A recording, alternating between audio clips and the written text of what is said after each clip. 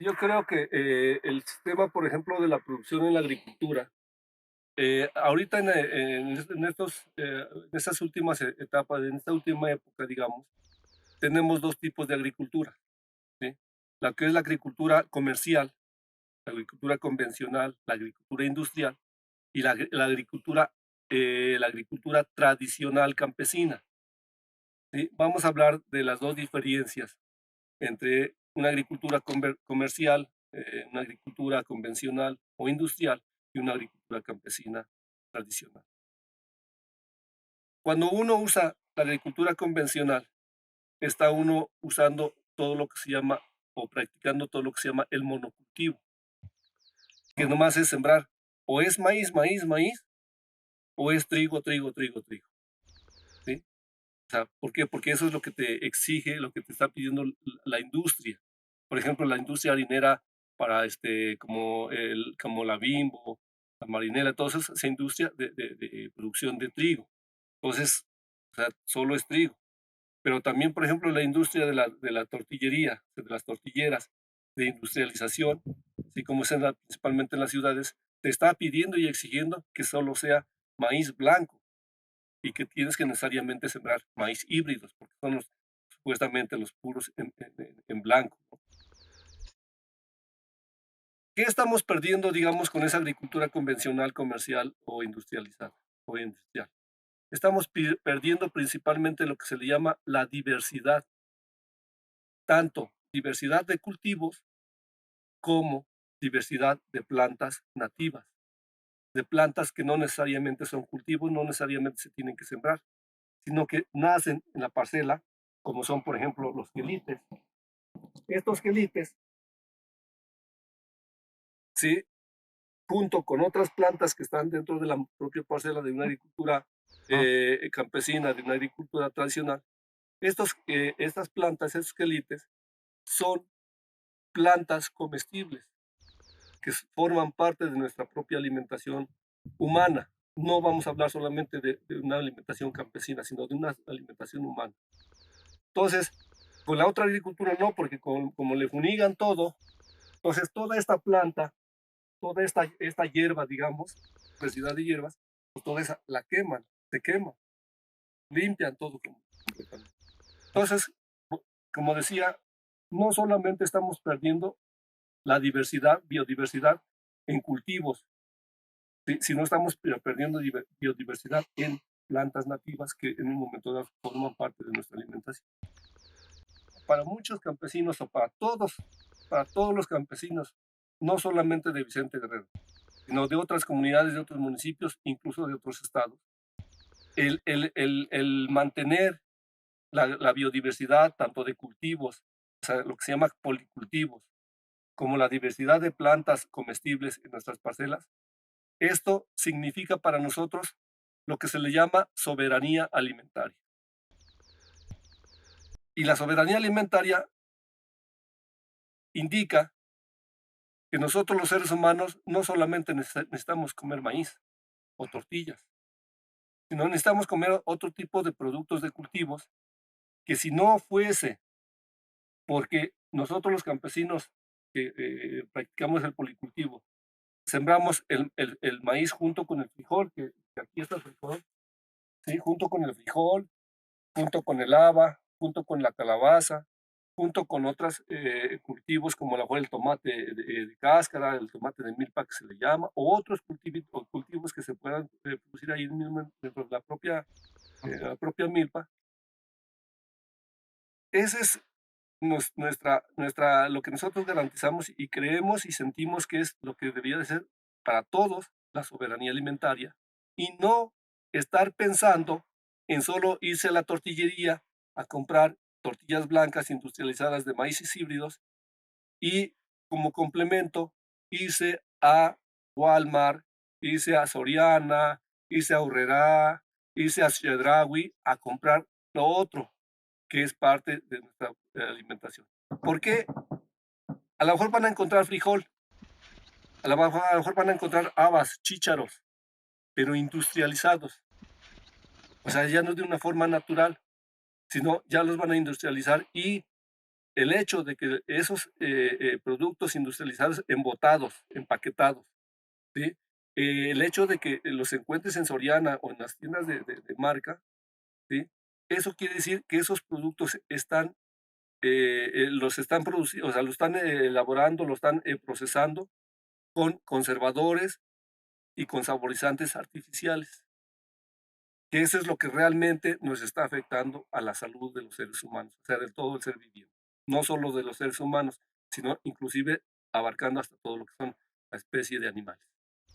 Yo, bueno, por ejemplo, yo como campesino, aquí en mi parcela tengo 1,5 hectáreas, donde tengo sembrado principalmente es lo que son maíces, o sea, maíz, pero no quiere decir que solamente es maíz de una sola variedad y de un solo color, no. O sea, yo tengo maíz en toda mi parcela, pero tengo diferentes variedades. De hecho, tengo 6 variedades en toda mi parcela, distribuida en toda mi parcela. Y aparte de que tengo 6 variedades, tengo sembrado, por ejemplo, ayecote. O sea, voy a hablar de las variedades y qué es lo que tengo Ajá. sembrado en cada una de las variedades. En el maíz que está allá arriba, cuando iniciamos, tengo sembrado maíz cacahuecintle, que el maíz cacahuecintle me sirve para hacer atoles, para hacer tamales, para el pozole, digamos. Y también puede servir para las tortillas, lógicamente. Pero ahí en esa variedad tengo también asociado un frijol que se llama ayocote, que es un frijol grande, que es muy rico, ¿sí? Al cocinarlo es muy rico y además es muy nutritivo. Entonces, en esa parte, en la primera parte, tengo eso. En la segunda parte que veníamos bajando, tengo lo que se llama otra variedad de maíz, que es el maíz blanco y asociado con calabaza. ¿Cómo tengo el sistema ahí? Tengo 2 surcos sembrados de maíz y un surco sembrado de solo calabaza. 2 de maíz, uno de Okey. calabaza. 2 de maíz, uno de calabaza. ¿Sí? Eh, el siguiente tramo que tengo más abajo, tengo un pedazo pequeño en donde sembré amaranto. El amaranto básicamente también es parte de nuestra alimentación. Sabemos demasiadamente que el amaranto es muy, muy, muy nutritivo, tiene muchos beneficios. Entonces, yo también sembré amaranto para que también sea parte de esa alimentación, de esa soberanía alimentaria. Más abajo, sembré maíz amarillo, maíz amarillo asociado con calabaza también. El maíz amarillo, sí, aquí comúnmente no se usa tanto así, digamos, como para la tortilla, pero como también nosotros los campesinos tenemos ganado, o sea, algunos animales, no quiere decir que tenemos 100 o 200 cabezas, no, de borregos o de chivos o de vacas, no. Tenemos a los 4, 5, 10 animalitos ahí, pero también esos animalitos tenemos que alimentarlos con granos nativos, con granos criollos, para que tengan una mejor alimentación y sea de mejor calidad su carne. Entonces, ese maíz amarillo, precisamente lo sembré para alimentar unos borreguitos que tiene la familia. ¿Sí? Más abajo tengo lo que es el maíz pepitilla, que es otra variedad, que ese maíz, esa variedad ya se estaba distinguiendo, digamos, en esta región, en esta zona. Ahora estamos volviéndolo a recuperar, lo volvemos a rescatar, porque es un maíz también rico en varias cosas. Y ese maíz pepitilla también le sembré unos surcos de ayocote. Más abajo, aquí ya, digamos, en esta parte donde estamos, en este cajón, este es un maíz rojo que le sembré asociado con frijol, pero no un frijol enredadera, sino un frijol de mata, que es de más corto ciclo. ¿Sí? Aquí donde estamos, aquí este es un Ah, maíz azul, en donde le sembré el maíz, frijol enredadera, también mantequilla, es de ciclo más grande. Con toda esta diversidad, con todo este policultivo que yo he estado, bueno, que estoy sembrando, me está garantizando no solamente un producto, no solamente una variedad, no solamente un sabor ni una calidad de maíz, hablando de maíz, sino me está garantizando muchos beneficios. Por ejemplo, sabemos que los maíces de colores realmente tienen muchos beneficios, mejor que el blanco. Y uno de ellos, el más importante que nosotros hemos visto, es los antioxidantes, o sea, que ayuda a hacer una buena digestión, a limpiar nuestros intestinos y no estarnos enfermando. Entonces, esa parte, y además, pues estoy sacando, vuelvo a repetir, en cultivos voy a sacar maíz de diferentes variedades, de 6 variedades, ¿sí? Y de diferentes colores. Voy a sacar frijol de 3 variedades, por ejemplo, el ayocote, tengo otro acá a este lado, que es uno que le llamamos, ¿cómo le llamamos? Capuchino, ¿sí? Entonces tengo 1, 2, 3, tengo 4 variedades de frijol sembradas en la, pero además también tengo calabazas, que también sabemos demasiadamente que si nosotros consumimos semilla de calabaza, por el aceite que tiene y todo lo que tú quieras, tiene grandes beneficios también. Sirve como desparasitante para los niños, principalmente. La ventaja que yo tengo aquí en todos estos policultivos, en toda esta asociación y toda esta diversidad de granos básicos, porque eso es para nosotros granos básicos. Aparte, tengo otras variedades de plantas que no necesariamente tuve que haber sembrado, no las siembro, sino nacen en la propia parcela, o sea, voluntarias, lo que se llama plantas voluntarias, ¿sí? O lo que también técnicamente se le llama como plantas silvestres. ¿Qué es lo que tengo en estas parcelas? Como yo no funigo para la hierba ni para los insectos, sino yo dejo, o sea, trabajo, cultivo mis maíces, lo que siembro ahí, pero aparte después nacen diferentes plantas que nos sirven también como comida. Como estábamos hablando, por ejemplo, aquí en toda mi parcela voy a hablar solamente de las plantas comestibles y después hablo de las otras plantas que no son comestibles y qué beneficios nos pueden dar. Por ejemplo, hablando de plantas comestibles, tenemos el quiltonil, ¿sí? Tenemos el quelite cenizo. Bueno, yo aquí tengo quelite cenizo también. Tenemos la verdolaga, ¿sí? Y tenemos la malva, ¿sí? Digamos que esos 4 plantas, así originalmente, son las que más comúnmente consumimos y aprovechamos cuando están tiernitas, cuando están tiernas. Entonces, eso también es parte de nuestra alimentación. Ahora, también aquí dentro de la parcela tengo otras plantas que no necesariamente son comestibles, como voy a hablar de esta, no voy a hablar de esta otra. Estas plantas no necesariamente son comestibles, pero es importante que nazcan, que las mantengamos, que las dejemos que nazcan y que se reproduzcan aquí mismo en la parcela. Porque sabemos demasiadamente que en la agricultura, ¿sí? Todo el sistema de agricultura, por ejemplo, se necesita de lo que se le llaman insectos polinizadores, ¿sí? Entonces, para la agricultura, por ejemplo, muchos cultivos necesitan de una polinización a través de esos insectos. Entonces, si yo dejo todo este tipo de plantas, van a florear, va a haber floración en gran diversidad, ¿sí? Entonces, va a haber una gran cantidad de insectos polinizadores que me van a ayudar a polinizar también, como la calabaza, como el frijol, como el haba y otros, el chícharo y otros. Entonces, este es el beneficio que le veo a estas plantas que no necesariamente me las puedo comer, sino que el otro beneficio es cómo me ayudan en la agricultura también. Ahora, quiero hablar de esta planta. Esta planta se le llama rosilla. Esta planta, a través de cursos, talleres, de conocimientos y de información que hemos ido obteniendo, esta planta es muy buena para los riñones, es diurética. Entonces, esto, o sea, no necesariamente me la tengo que comer o me la puedo comer, sino la puedo hacer en una infusión, en un té, y me ayuda a limpiar mis vías urinarias. Entonces, si yo, si alguien viene aquí, un investigador, a ver qué beneficios tienen cada una de estas plantas que no necesariamente son comestibles, seguritito que aquí tengo una gran cantidad de plantas medicinales. Los campesinos nos asustamos porque vemos que aparecen, digamos, algunos insectos que nos empiezan a afectar nuestros cultivos. Pero primero, ¿por qué nos afectan los cultivos? es porque los insectos, a veces su principal alimento son plantas de hojas anchas y plantas tiernitas.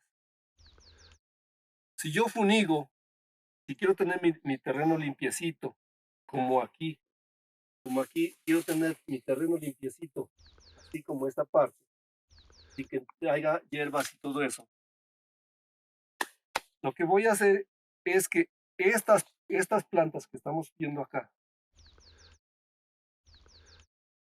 son parte de la alimentación de muchos insectos, como el chapulín, como el fraile, como otros más, o sea, todos los masticadores, digamos.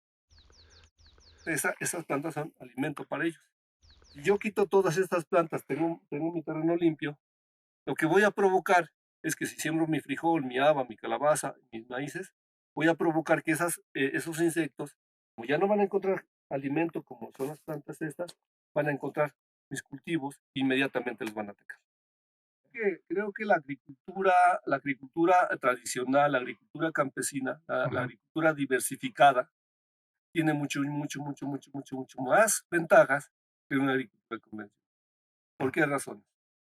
Yo decía que los insectos, principalmente, vamos a hablar principalmente del chapulín, ¿sí? Vamos a hablar principalmente del chapulín, perdón, porque es uno de los insectos que a muchos campesinos a veces trata o quiere o ve que afecta a sus cultivos. ¿Qué es lo que tenemos que hacer nosotros los campesinos? Nosotros los campesinos de agricultura tradicional, de agricultura campesina, siempre estamos experimentando, siempre, cada ciclo estamos experimentando de cómo mejorar las condiciones de producción en nuestras cosechas, ¿sí? Y una de ellas es, tenemos que aprender, tenemos que ir experimentando, tenemos que ir aprendiendo y manejando algunos ciclos, principalmente de la vida de los insectos que afectan a nuestros cultivos. En este caso el chapulín germina o empieza a nacer inmediatamente de que empieza a haber buena humedad, ¿sí? Entonces germina, o sea, nace, empieza a desarrollarse, pero cuando está pequeño, pues tiene mucha comida, ya sea en los bordos o ya sea aquí dentro de nuestras parcelas, con las plantas tiernitas que vienen haciendo, esa es comida para él. Normalmente cuando el chapulín va desarrollando, se va creciendo más, cuando ya es adulto, ¿sí? Siempre su principal su principal comida son plantas tiernas. Entonces, cuando nosotros sembramos esta agricultura de diversidad, siempre tenemos que ver de qué ciclos son cada uno de los cultivos que sembramos. Voy a hablar, por ejemplo, del frijol, del haba y de la calabaza, que son de los cultivos más favoritos del chapulín cuando están tiernitos y cuando el chapulín ya está grande. Lo que tenemos que hacer, bueno, yo al menos como campesino lo que tengo que hacer es sembrar primero esos cultivos, como es la calabaza, el haba y el frijol, ¿sí? Porque cuando el chapulín está chiquito, pues hay mucha hierba más que se está alimentando de ella, pero mi cultivo está creciendo bien, o sea, no está siendo afectado. Porque tiene comida, ¿para qué voy a afectar a Emiliano con su agricultura si tengo comida y me dejo comida? Entonces, cuando el chapulín ya vaya creciendo, ya no vaya viendo hierba de esta tiernita o ya vaya arreciando, el chapulín ya está adulto, pero mi cultivo del frijol, del haba y de la calabaza también ya están maduros. Entonces, eso quiere decir que el chapulín ya no va a encontrar otra más que va a andar pepenando por ahí, algunas cositas que vaya encontrando ahí, pero ya no va a encontrar mi cultivo de calabaza, haba y frijol tiernitos para que se coman, no. Y ya está maduro mi cultivo, y entonces ahora sí, chapulín, haz lo que quieras, come de lo que encuentres. ¿Sí? Por ejemplo, la cuestión del chapulín, si yo no siembro temprano esos cultivos, sí, ahí sí me va a afectar. El maíz lo afecta muy poco, la afecta muy poco, pero esos cultivos que son los que afectan más y que son los que debo de sembrar primero y después un poquito más después el maíz que lo afecta menos. Entonces, esa parte la tenemos que ir manejando, tenemos que ir siendo inteligentes, tenemos que ser astutos, inteligentes y no jugar, sino aprender a convivir con todo lo que es la naturaleza, tanto con la fauna y con la flora, para que sea, en vez de ser un dolor de cabeza, en vez de ser un estorbo, en vez de ser un mal, que sea un beneficio para el agricultor. Pero además también quiero decir en esta ventaja de la agricultura tradicional campesina, en donde hay diversidad que ya dijimos, no solo de cultivos, sino de plantas silvestres. La ventaja también de que tengamos en nuestras parcelas todas estas hierbas, estas plantas, es que cuando yo coseche yo mi maíz, que ya esté maduro y todo eso, yo lo voy a cosechar y todavía esta planta va a estar en su pleno desarrollo, o sea, va a estar todavía en verde, ¿sí? Va a estar ya madura, pero verde todavía. Yo voy a cosechar todo mi maíz y inmediatamente lo que hago es, ya sea con la yunta o ya sea con el tractor, mando el tractor y que me pique, que me incorpore toda esta planta, toda esta hierba, que va a estar ya mucho más grande, la va a picar, la va a incorporar hacia el suelo y esto le va a permitir ser parte de la nutrición, parte de la fertilidad del suelo. A esta práctica se le llama incorporación de rastrojos verdes, de abonos verdes o de rastrojos. Al incorporar toda esta planta, toda esta hierba, entonces estamos nutriendo, estamos devolviendo parte de los nutrientes que sacó tanto el cultivo como se lo estamos devolviendo a la tierra. Le estamos volviendo a dar de comer para que el próximo ciclo nos vuelva a dar producción. Al tener diversidad, lo que se le llama el policultivo, sembrar de diferentes cultivos, de diferentes especies y variedades. Por ejemplo, hablamos de dos tipos, digamos, de cultivos importantes. Uno son las plantas gramíneas, o sea, los cultivos de plantas gramíneas, que son las que exigen más principalmente nitrógeno para su desarrollo, ¿sí? Y vamos a hablar de las plantas leguminosas, que las plantas leguminosas son todas aquellas que dan vaina, ¿sí? Como el frijol, el haba, el chícharo, y otras más que a lo mejor en otros lugares en el trópico se pueden dar. Esas plantas, al empezarse a desarrollar, si ahorita nosotros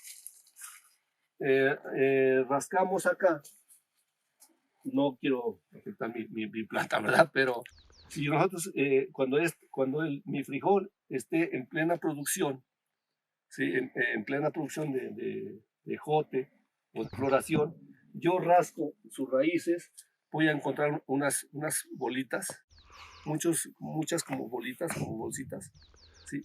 Y estas plantas por naturaleza fijan nitrógeno al suelo. Al jalar nitrógeno, lo jalan y lo fijan hacia la raíz. Ahí lo van guardando. Yo les digo, como campesino, les digo que ahí está una bodeguita, que tiene una bodega en donde van guardando ese nitrógeno. Y después, conforme van desarrollando, lo van aprovechando. O sea, lo van consumiendo. Pero no todo el nitrógeno que fijan, que guardan ahí, no todo el nitrógeno lo consumen, lo aprovechan, sino dejan una gran parte ahí enterrada en la tierra. Hay dos formas de llamarle a estas prácticas. Sí. No son técnicas. Las técnicas son las que dan los ingenieros. Estas son prácticas campesinas. Por ejemplo, aquí hay dos prácticas muy importantes. Esto que estamos haciendo, ponerle frijol, maíz o haba o calabaza junto con el maíz, se le llama asociación de cultivos. Que el frijol, ya decíamos, que le va a ayudar a fijar nitrógeno y que el maíz lo va a aprovechar, o sea, también lo va a consumir. Se ayudan mutuamente, digamos. Y la otra práctica es la rotación de cultivos. Quiere decir que la rotación de cultivos, que por ejemplo, yo este tramo, o sea, todo este cajón, este año, bueno, lo sembré de maíz, con frijol también. Pero si yo hubiera si yo hubiera yo este año sembrado ahí, debería yo estar sembrando, por ejemplo, haba, o frijol de mata, o calabaza, o trigo, o avena, o cebada. Y más arriba, o sea, quiere decir que una parte, o una media hectárea, o un cuarto de hectárea, la siembro de solo frijol, por decirlo así, y otro cuarto de hectárea la siembro de pura calabaza. Otro cuarto de hectárea la siembro de maíz, otro cuarto de hectárea la siembro de haba, otro cuarto de hectárea la siembro o sea, de otro cultivo. Y, por ejemplo, aquí este año sembré el maíz. Pero el año que viene ya no voy a sembrar maíz aquí, sino voy a sembrar otro cultivo. Mejor, como ejemplo, digo, para que un año aquí siembro pura calabaza, pura calabaza. Y donde tuvo calabaza le voy a sembrar frijol. Y donde tuvo frijol le voy a sembrar haba. Y donde tuvo haba le voy a sembrar trigo. Y así me voy rotando. Entonces, cuando el trigo está hasta allá arriba, por decirlo así, entonces el trigo dentro de unos 4 o 5 años, el trigo va a venir a sembrarse aquí. Y aquí se va a ir subiendo, subiendo, subiendo, subiendo. Entonces, eso se llama rotación de cultivos. Entonces decíamos, las dos prácticas importantes que veo aquí es la asociación de cultivos y la rotación de cultivos. También, ¿en qué nos beneficia realmente también estas dos prácticas?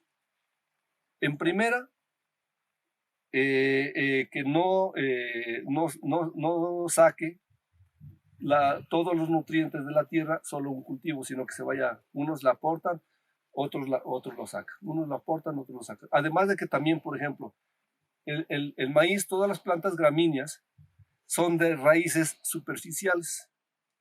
O sea que sí crecen, pero crecen más extendidas, como que se extienden.